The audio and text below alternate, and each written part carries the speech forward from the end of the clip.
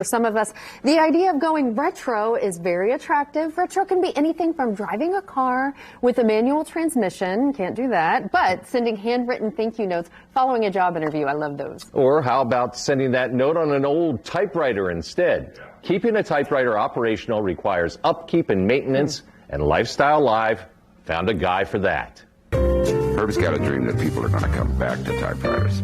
I think he thinks this is somewhat of a wave of the future. Typewriter geeks loved the 2016 Tom Hanks-John Mayer documentary, California Typewriter.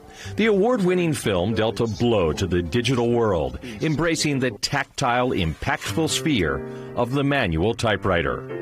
I probably have 250 plus typewriters in my collection, and I would say that 90% of them are in perfect working order. For Tom Hanks, typewriters are at once a hobby and an obsession. For Ron Saba of Circle Business Equipment, typewriters are both an obsession and a living. This former IBM tech wizard is now one of the few people who can fix your old typewriter when the ribbon fails to reverse or the rollers harden into unyielding cement blocks. If the old tangible typewriter is poised to make a comeback, Saba believes Tom Hanks should get some of the credit. He has one of the most extensive collections around, and if you're looking for a particular part, he's open to actually on his website contacting him to try and find hard-to-find parts for these machines. Full disclosure, this reporter is a manual typewriter user, and that's how I found Ron. He repaired my old Olympia and my old Underwood 5 that I bought when I was a freshman at the University of Delaware many years ago.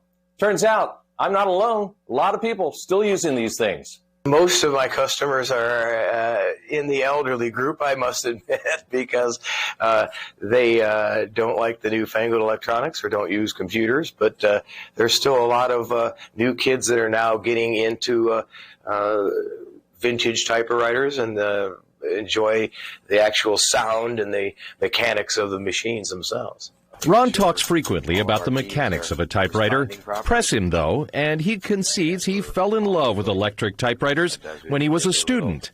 I asked him if he continues to feel romantic about the rhythmic tap, tap, tap of banging keys. I absolutely do, yes. I started out working on the IBM Selectric series back when I was in school, and that's how I learned to type. And I've always enjoyed the action of some of those older typewriters. I've never been really good with the manual ones. You has to take a little bit of wrist action to operate these. But the older electronic ones, I really do like the most. Romance aside, Ron has a clear set of diagnostic protocols he follows when an old typewriter is on his workbench. Well, the first thing we do is just to check out if we've got action on our carriages. Carriage action is the first thing we look at. We have to have good carriage action from both sides so that we know that we're not going to have to replace any hard-to-find belts or we don't have any major gearing issues. The second thing we look at is our ribbons to make sure our ribbons are turning and advancing and geared properly.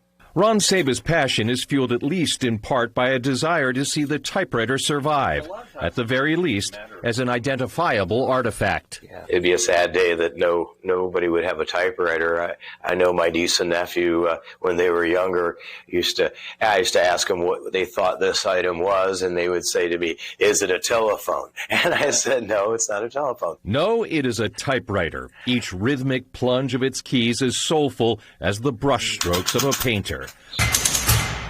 We assert our right to resist the paradigm, to rebel against the information regime, to escape the data stream. We strike a blow for self-reliance, privacy, and coherence. Let the revolution chronicled by Hanks and Mayer begin.